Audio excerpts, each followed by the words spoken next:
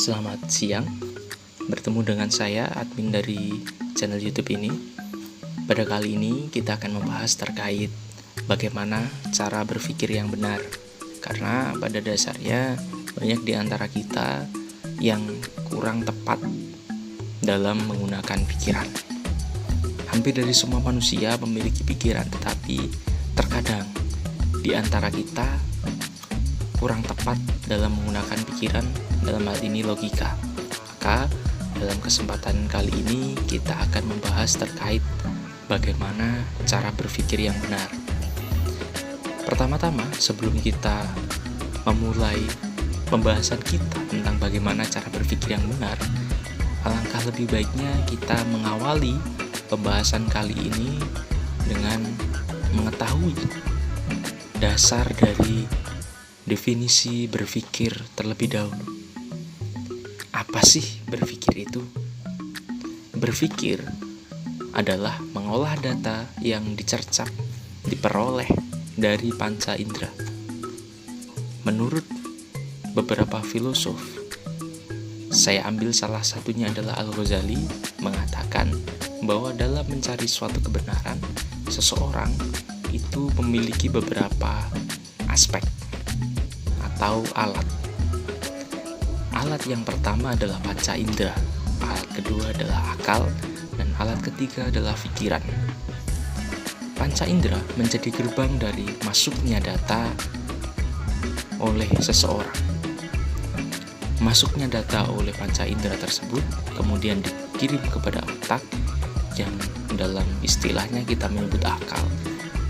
Lalu diolah dalam akal, dalam otak. Pengolahan inilah yang kita sebut sebagai proses berpikir. Dari proses berpikir ini nanti akan membuahkan yang namanya keputusan. Keputusan kita dalam segala hal itu dipengaruhi dari proses berpikir. Kita ambil contoh masakan. Saat kita memasak, kita akan mencercap dan memastikan rasa pas atau tidaknya makanan atau masakan tersebut dengan jari kita, kemudian kita menjilatnya.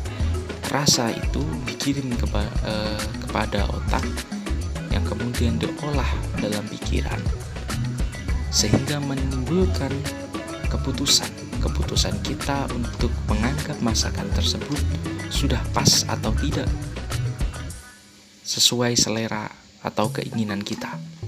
Itu yang disebut dengan pikiran dan itu yang disebut dengan keputusan. Kemudian, apa sih perbedaan berpikir manusia dengan hewan? Banyak dari kita berpikir tentang bagaimana sih perbedaan manusia dengan hewan dalam konsep berpikirnya. Bisakah hewan berpikir? Atau apakah jangan-jangan hanya manusia saja yang berpikir di dunia ini? Pada kenyataannya, hampir semua hewan itu berpikir. Semuanya, terlebih monyet, simpanse, dan segala jenis dalam kingdom monyet itu berpikir. Tetapi titik berat dari berpikir mereka, hewan dengan kita manusia, adalah pada sisi kognitifnya. Berpikirnya hewan itu berdasarkan naluriahnya, berdasarkan instingnya. Sedangkan manusia itu menggambarkan sesuatu hal yang kadang tidak ada di hadapannya. Seperti contoh, kita manusia bisa mempercayai hukum yang tidak ada bentuknya. Kita manusia bisa mempercayai undang-undang Pancasila yang pada dasarnya tidak memiliki bentuk fisik. Kita mempercayai BMW, perusahaan Facebook, perusahaan Alibaba, perusahaan Amazon, dan lain sebagainya. Padahal pada kenyataannya BMW sendiri itu tidak memiliki bentuk fisik. Undang-undang itu tidak memiliki bentuk fisik. Bentuk fisiknya hanyalah tulisan, tetapi undang-undangnya sendiri, hukumnya sendiri itu tidak memiliki bentuk fisik. BMW sendiri tidak memiliki bentuk fisik, hanya tempat produksi mobilnya saja yang memiliki bentuk fisik. Konsep berpikir manusia adalah dapat mempercayai, menggambarkan sesuatu hal dalam imajinasi. Itulah perbedaan manusia dengan hewan. Kita ambil contoh, bagaimana mungkin ada seekor monyet yang memegang pisang, kemudian kita tawarkan kepada mereka uang 100.000. Dia membawa satu tangkai pisang, kemudian kita tawarkan kepadanya uang 100.000. Kita bilang pada monyet tersebut, monyet, berikan pisang tersebut, akan saya beri kamu 100.000.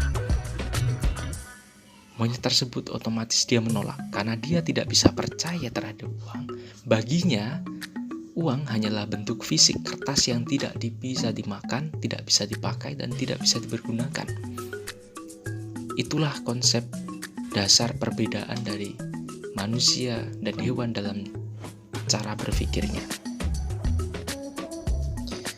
Selanjutnya kita sampai pada sesi terakhir, yakni bagaimana berpikir yang benar itu. Pada dasarnya, berpikir yang benar itu adalah berpikir menggunakan logika yang benar dan menghindari kecacatan logika. Logika yang benar adalah logika yang mengacu pada pembuktian.